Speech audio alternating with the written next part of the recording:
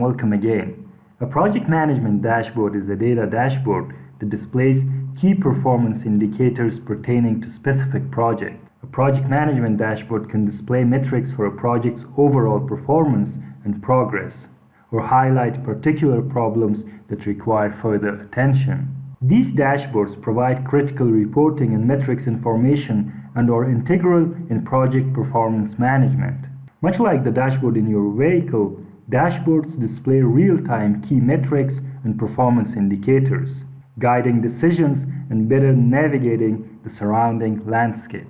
So dashboards must be presented in a way that are easy to understand for all the project stakeholders. In today's video, we are going to discuss specific type of indicators for your project dashboards. I have placed one for the CPI or the Cost Performance Index and another one for the Schedule Performance Index.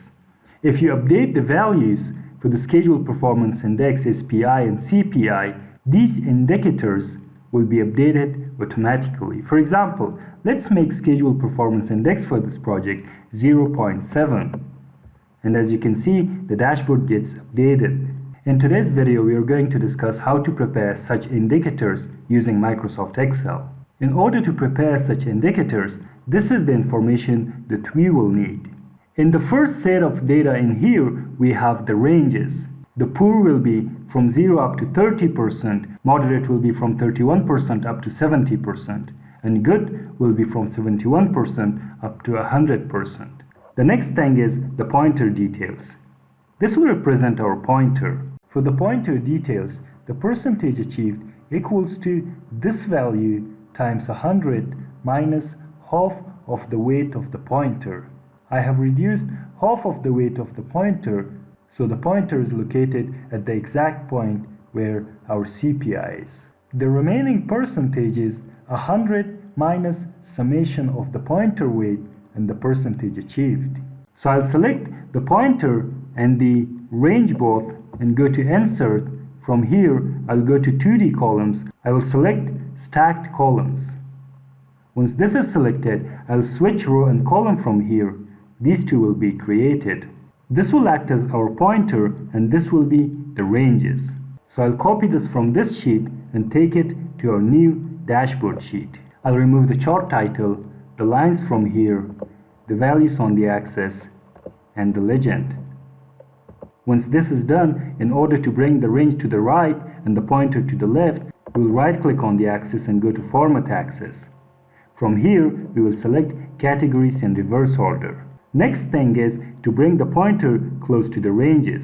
For that purpose, I'll right-click on the columns and go to Format Data Series. From here, we will make the gap weight 0.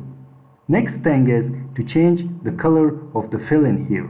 I'll double-click this one and go to Fill in Line. From here in the fill, I'll select No Fill for this one. Now I'll double-click this one and I'll select No Fill for that one as well. And I will change this shape to an arrow. I'll go to Insert. From there, I'll select the shape and I'll draw the shape here. I'll rotate the shape. I'll copy the shape and I'll paste it on this one. I'll double click this one and press Ctrl V. Next, I'll change the colors of the ranges. This one is the good, so this should be in green. So I'll come to Fill in Line. From here, I'll select Solid Fill and I will select the green color for this. I'll increase the transparency of this one. And next one is this one. For this one, I will select a yellow color and I'll increase the transparency of this one to something around 40% as well. I'll change the color of this one to red. Solid Fill. From here, I'll pick a red color and increase the transparency to 40%. And in order to bring the names in here, I'll click the chart and I will go to Design. From there, I'll add data labels. In the center, I'll remove the data labels from these ones. I'll double click and press Delete, double click and press Delete, double click and press Delete. For these ones, we will change them to the names in the table: poor, moderate, and good. In order to do that, we'll go to right click and format data labels, this will appear in here. So we'll select value from cells. Since this is the good, we will go to the data sheet. From here, we will pick the good and click OK. And we will remove the value. Next thing is to rotate this. I'll go to here, and from here I'll click alignment, and I'll make this vertical.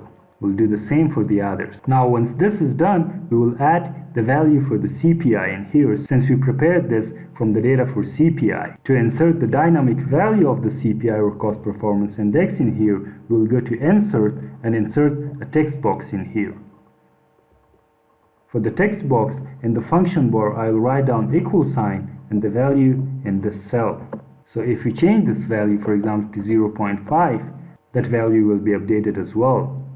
Next thing is to link this cell with the cell in here. So once we update this chart should be updated as well. So in the data in here, we will write down equal sign, the value in here. So let's go to here. Now update the value. For example, let's make this 0.6, or maybe let's make it 0.8. As you can see, it's automatically updated. I hope you liked the content of the video. If you did so, don't forget to subscribe to the YouTube channel, like the video, and visit our Instagram and LinkedIn pages for more useful content about civil engineering and project management. Thank you very much for watching.